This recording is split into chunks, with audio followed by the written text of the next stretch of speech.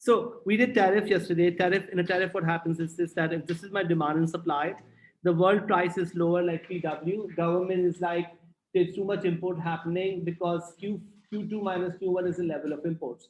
So you want to cut down the level of imports. You put a tariff.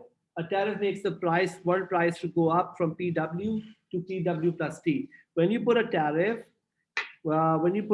guys, what happens as a result of this is this that the level of imports will now be Q3 minus Q4.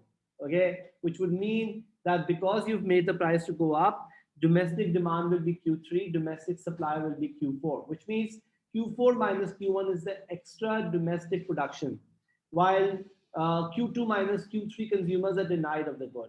Because of this, the consumer surplus went down from X uh, BPW to XDF.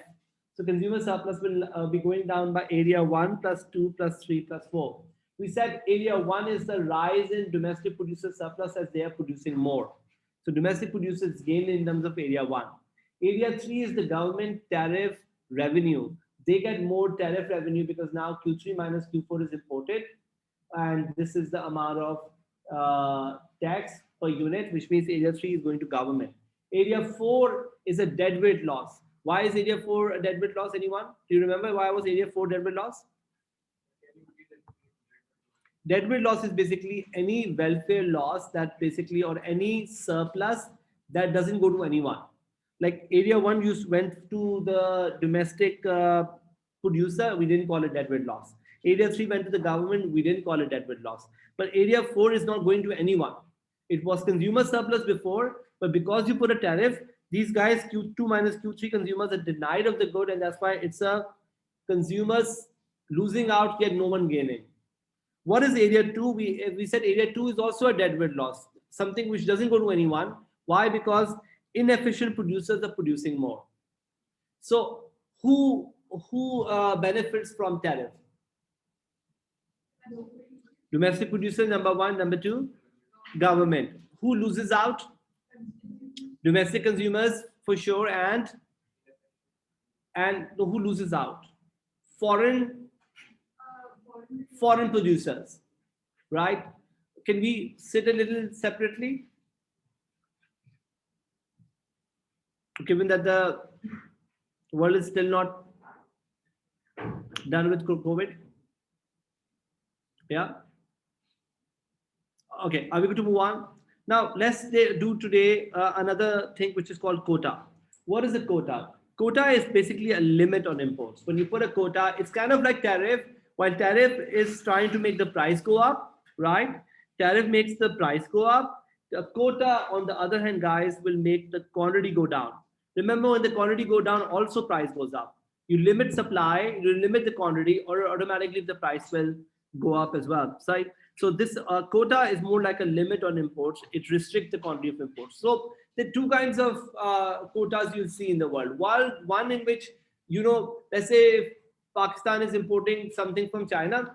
Pakistani government says to China, hey, we are really good friends. Why don't you, rather than sending us 250 units, why don't you send us only 150 units? Okay. And let's say China agrees to it. This is called voluntary export restraint. Voluntarily, the export restraint is agreed by another country. Another quota would be there's no voluntary discussion. They're like, hey, this is the quota that we put on you. Normally, we don't see that happening much in this day and age because you have relationship with other countries. But voluntary export restraint is where basically agreement happens where the countries agree that I'm not going to send. For example, Pakistan, let's say, is importing, let's say, cars from, let's say, Malaysia or, for example, Korea and all that. And let's say Pakistan says this, why don't you, rather than sending us 500,000 cars, only send us 300,000 cars? And the countries agree to it. That would be what we call a voluntary exports restraint. Versus you could also just by force put it and the other country needs to comply. The only downside to that would be you could have a retaliation that can happen.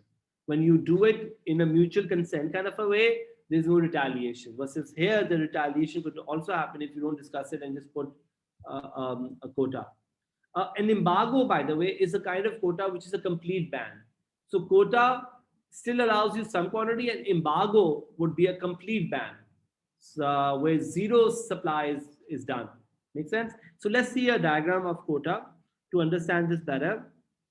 So guys, let's say we'll draw the same diagram. Let's say this is my demand and supply. Okay, domestic demand, domestic supply, and this, let's say this is world price. Okay, now government is unhappy that this is too much imports happening, Q2 minus Q1. Okay, let's say Q1 is 50 and Q2 is 300. So how much imports are happening right now? Anyone, how much imports are happening? 300 minus 50 or 250. Government, let's say, put a quota. Let's say they say there's a quota of 100 allowed. Okay, they said a quota of 100 allowed. Okay, are you all with me? What does that quota of 100 means in terms of our let me put it separately because I need the diagram more space. So let's say you allow quota of 100, which means this is my supply domestic plus 100 more is allowed. Okay, this plus 100 more is allowed. If I add 100 to this diagram, guys, where will my supply curve, domestic supply curve go? If I add if I add 100 more to this domestic supply, will it go to the right? Will it shift to the right by 100? Isn't that true? So this supply domestic plus I'm going to add 100. I'm going to add 100 more. Let me choose another color.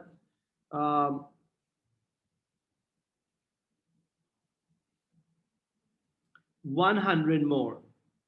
Okay. So in other words, this is the quota of 100 more. So this becomes S domestic plus quota. Okay. Which would mean anytime you want to find out this vertical distance between this horizontal distance between the two supply curves, the distance will be 100. Okay. Like if 50 plus 100, this distance will be 150. If I mark this, but I'm not going to mark it right now because if this was the world supply before, you did not allow this supply to happen. You only allowed domestic producers to produce plus 100 more. Okay, where is the new equilibrium price now, guys? Given this is my demand, where is the supply? The answer is this much. This is my new supply curve, which is, let's call it S domestic plus quota is equal to S total. Okay, this is so now my new price is going to be at, let's call this P dash, and the new, this is not visible enough, P dash, and the new quantity to be, let's call this Q3. Are you all with me? So if I ask you guys, what is the level of imports now? You'll be like, okay, at P dash, Q3 is the total supply out there. How much is the total supply domestic? And the answer is, this is Q4 is the domestic supply. So level of imports is now going to be Q3 minus Q4, which is basically your quota, which is equal to 100 right now. So what have you done, by the way? By restricting supply from Q2 to Q3, you have basically made the price to go up, right? Remember, when the supply goes down, the price goes up. What's the consumer surplus before? The consumer surplus before is A, let's call it B and C. The consumer surplus now is going to be A, E, and F, which means now consumer surplus has gone down by area F, E, B, C, or again, we have something called area 1 plus 2 plus 3 plus 4. Where this is your area 3. Just like taxes, you have an area 3 here. You have area 4 here, which is this area. And area 2 and 4 are also present here. And then you have your area 1. Okay, so when you put a quota, basically, why does the supply shift? Madhya, the supply shift because you said this, that domestic producers plus 100 more are allowed. So that's why domestic plus quota makes it total. That's why the supply curve shift. Okay. By the way, if the quota was 250, okay, where would your supply curve be? If the quota was not 100 but 250, the answer will be the supply curve will go all the way here. Isn't that true? Because this distance I know is 250. 250 plus 50 makes it 300. Will it be useful to have a quota of 250? No, because that way the total quantity anyways was 300. If you really want to restrict supply, you need to have a quota lower than what it's out there. Previously, before imports, this was your, before quota, this, your imports were 250, right? Your imports were 250. When you put a quota, you need to put a quota below 250 because that's what will allow you to have lower imports and more domestic production. Okay, so before quota, let me write before versus after. Guys, before quota, Q2 was your domestic consumption.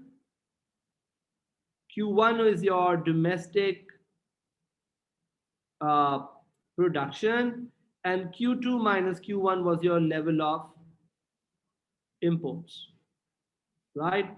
And A, B, C is your consumer surplus, okay? But after quota,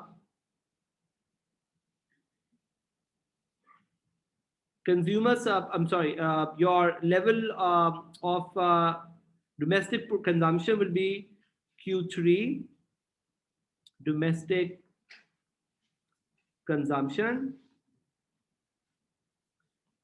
because I'm looking at new price as P dash because that's the supply curve. A domestic production is Q4.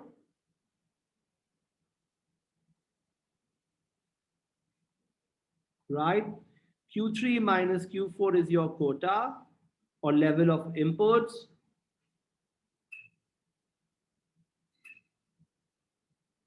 And consumer surplus is AEF. Okay. Now, if I ask you guys, what is area 1 here? Area 1, who is getting area 1? Just like tariff, area 1 is basically happening because domestic producers are producing more. Q4 minus Q1 are the domestic producers who are producing more. Do you all agree? Isn't that true? Previously, domestic production was Q4. Now it's domestic production is Q1, which means more domestic producers are producing. Why? Because you restricted the quantity. So now Q4 minus Q1 is the rise in domestic producer surplus. Isn't that true? And that's why area 1 is your rise in domestic producer surplus. Why is this rise in domestic producer surplus? What is producer surplus? Area under the market price above the supply curve. So previously Q1 it was the domestic production, so this area was the domestic producer surplus.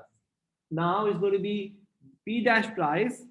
So if P dash is the price, then this is your overall producer surplus, which means area 1 is the change in producer surplus because more domestic producers are producing more.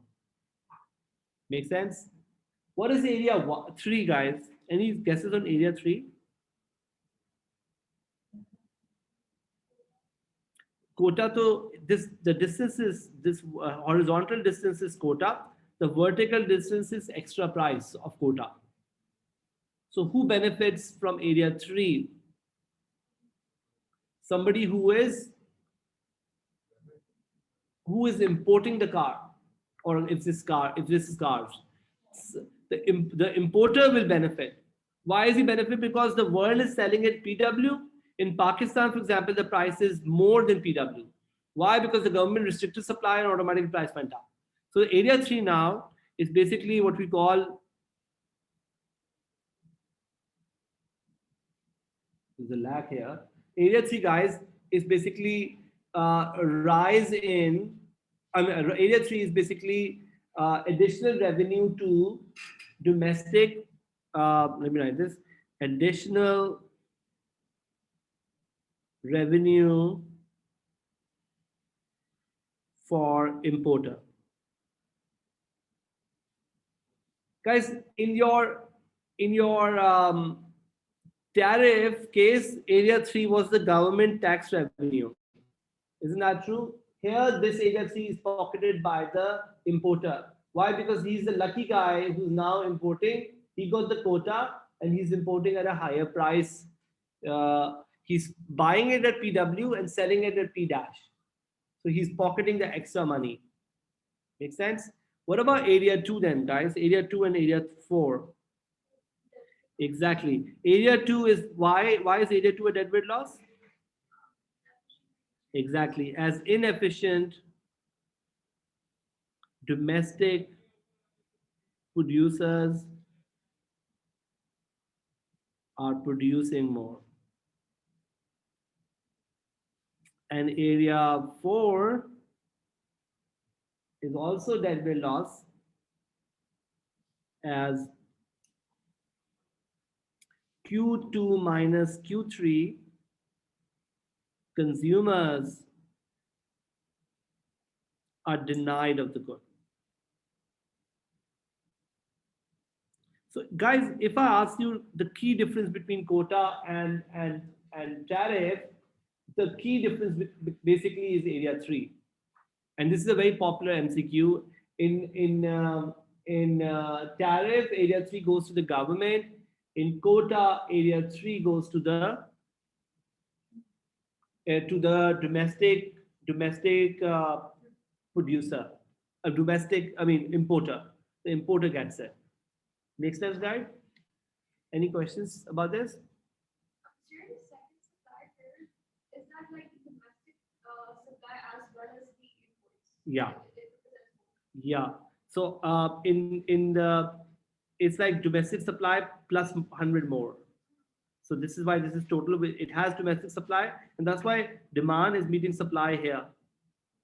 Madhya, look at this. Area 3, Q3 minus Q4 is your quota, right? And this vertical distance is the extra price that you're getting. So an importer who imports the car will import 100 cars and will sell it at P dash minus PW premium. So P dash minus PW premium. And that's why he pockets this extra money. Area 1, of course, is, look at this. Previously domestic producers had this surplus. Now, this is the rise in domestic producer surplus. Why? Because the price has gone up. So domestic producers are pocketing area 1 because the price has gone up. But area 2 and 4 are the deadweight losses. Okay? So this is the story for quota, guys. The quota is just like tariff. It's the only problem with the only thing with quota is this area 3 is pocketed by importer versus the government. Okay, are we good? Make sense? Okay, now we move on to another one called, guys, I just discussed this. It's called voluntary export restraint. In a voluntary export restraint, basically what happens is that government basically agrees to sign an agreement about how much will be imported. It's called voluntary because the parties are mutually agreeing to it, and the effects are very similar to quota, as area 3 may still end up in the pockets of foreigners. Okay, but the only thing it makes it less costly is this, that you might not see a retaliation when you have a voluntary export restraint. In a voluntary export restraint, you may not see a retaliation because the other country agrees to it. In a quota and a tariff, you may not tell the other country that, hey, we're putting a tariff or a quota on you. But here you put a quota, but you also say, you also request or voluntarily ask for it. Make sense? But normally, when you're doing these kind of requests, you're just intimating the party before, and in a way, you may assume that the retaliation may not happen, and normally it doesn't happen. But if the other country doesn't comply, then you still put the restraint, but this time around you may expect a retaliation to happen. So it's like politically, a voluntary export restraint is kind of like a quota, but yeah, there is a bit of a prior sort of intimation before you put a quota. Got it? So it's kind of like the same thing. Then comes your, are we going to move on? Any questions about voluntary export restraint? So you're having area 3 end up with a pocket of foreigners. Foreigner means your importer, Oh, the importer who is importing the car. Okay. Normally, Toyota, for example, let's say if Toyota is importing those cars, the Toyota Japan will benefit because the world price was, let's say, $5,000, but in Pakistan it's sold for $7,000, $2,000 extra because of all the supply restriction. Okay, guys. Then comes subsidy, which is kind of like a similar kind of a thing. What if I give my domestic producers subsidy? Okay, let's say this is my demand and supply. Okay, so this is my subsidies to domestic producers. Remember, what does subsidy do? Subsidy results in the price to also go down. So let's say this was the world price, PW, and you're putting, you decide to, so this is my world supply. You decide to put, give a subsidy to domestic producers. Okay, so this is a domestic supply. If you give a subsidy, supply curve will shift to the right. So that will become this supply curve. Sorry, that will become this supply curve. Okay, this is S dash, which is with subsidies.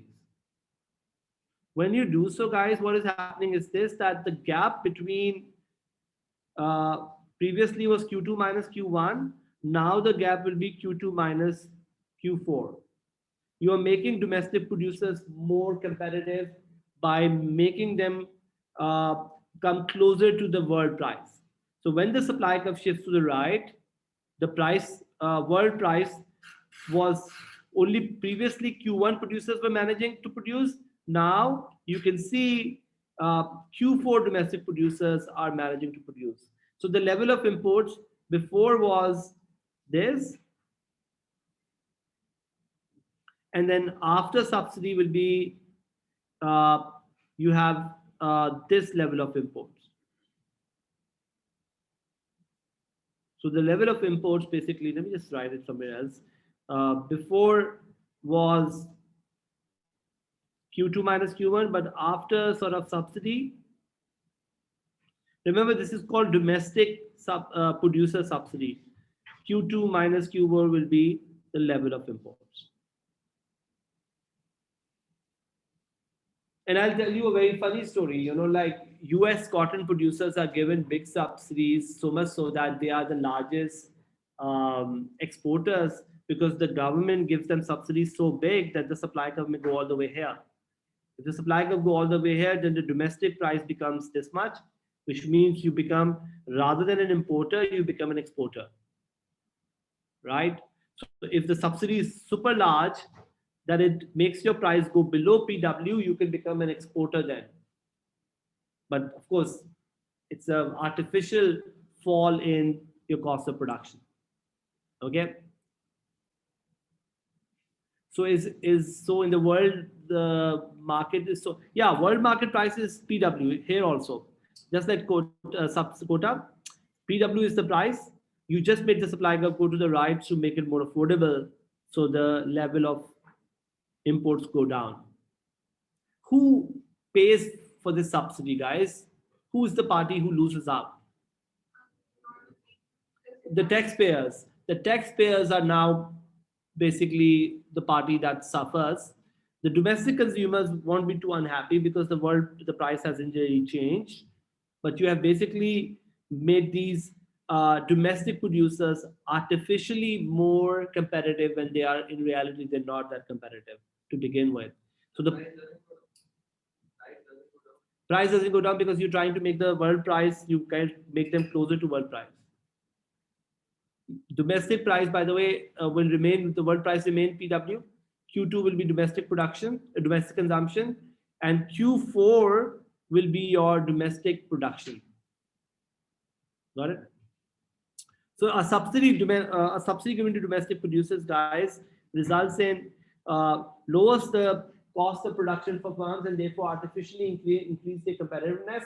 As a result, subsidies will decrease imports and may even lead to a rise in exports. May even lead to exports if the world price, of course, is higher than yours after subsidy price. The U.S. constant cotton industry is a recipient of huge government subsidies and ranks number 1 in world cotton exports. They're definitely given so much subsidy that they are now the largest exporter. And US is only giving it to them because of on the grounds of employment, so that the employment stays strong in the cotton sort of sector. Got it? The last one, guys, is what we call excessive administrative burdens. Basically, sometimes what happens is that government puts a lot of paperwork for importers. For example, if Pakistan wants to sort of sell its goods to the European Union, they need to have a lot of regulatory barriers like product standards, sanitary standards, pollution standards, and so on. And once you go through and sort of get approval for all these standards, then only you will be allowed to sell in the foreign market. And that paperwork will sometimes become like a hindrance and basically result in a country to not export to that other country. Make sense? So in a way, it's by the way the most common form of protection. You ask for so many approvals, so many paperwork, so many inspections, and all the cost is borne by the exporter. That ultimately is like, what's the point of selling, because my cost is going up and I'm not going to comply. They will never allow me to export anyways. Make sense? So excessive administrative burdens is where you put all this red tapeism, all the paperwork to make it difficult for the exporter to sell. Show the graph of subsidy. I can show you the graph of subsidy. I'm done, guys. Thank you very much. Have a good day. So this is the graph of subsidy.